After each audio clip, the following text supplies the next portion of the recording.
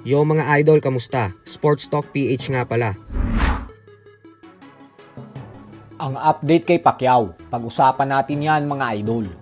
Ngunit bago ang lahat ay huwag kakalimutang mag-subscribe at i-click ang notification bell button for more sports talk. So bagamat nga po hindi pa opisyal ang bakbakang Manny Pacquiao versus WBA welterweight world champion Rolando Romero, ay tila ayaw nang mag-aksaya pa ng panahon ng ating pambansang kamao para hindi siya mawala sa kanyang kondisyon.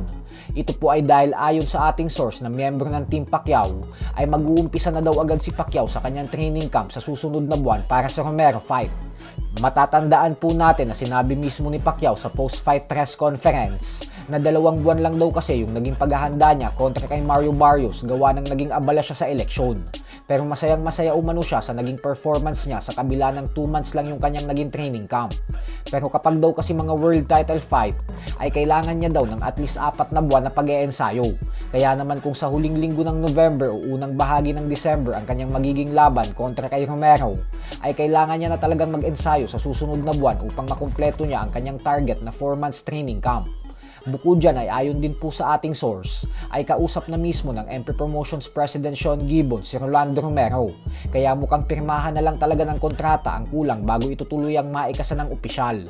Ayon naman kay Pacquiao ay dahil nasa kondisyon na umano siya ngayon, kaya naman hindi umano magtatagal ay makakabalik na siya sa 100% niya at magiging handa na umano siya sa kahit anong klaseng fighting style ng isang boksingero.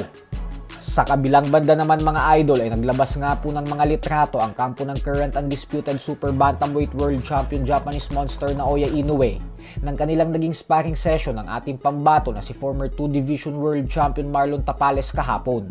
Ayon kay Mr. Ohashi ay 5 rounds umano ang naging sparring session ng dalawa at talagang grabe umano yung intensity. Para po sa mga hindi nakakaalam ay humingi ng tulong si Inoue kay Tapales para mas mapadali ang kanyang laban kontra sa dating kampyon na si Muradjon Akhmadaliev na siyang nakatakdang ganapin sa September 14. Dahilan kung bakit pinapunta niya si Tapales sa bansang Japan at kinuha ito bilang sparring partner. Napakalaki po kasi talaga ng maitutulong ni Tapales kay Inoue dahil si Tapales pa lang ang bukod tanging nag-iisang fighter na nagawang makatalo kay Akhmadaliev. Samantala, narito naman nga po ang naging pahayag ng former WBO Junior Middleweight World Champion Tim Tszyu 5 araw matapos ng kanyang masaklap na pagkatalo sa kamay ng higanting kampyon na si Sebastian Fundora. I was just thinking about when I first started the sport, what I said was I wanted to get to the very, very top, and I didn't mind crashing or burning on the way up.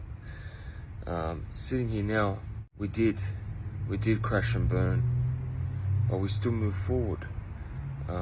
Some things go your way, some things don't. What happened last weekend, it didn't go my way, but we still move forward.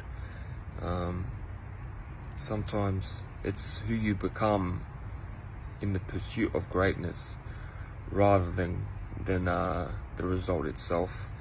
And sitting here now, I'm proud to say that I've become a different person on my pursuit of greatness.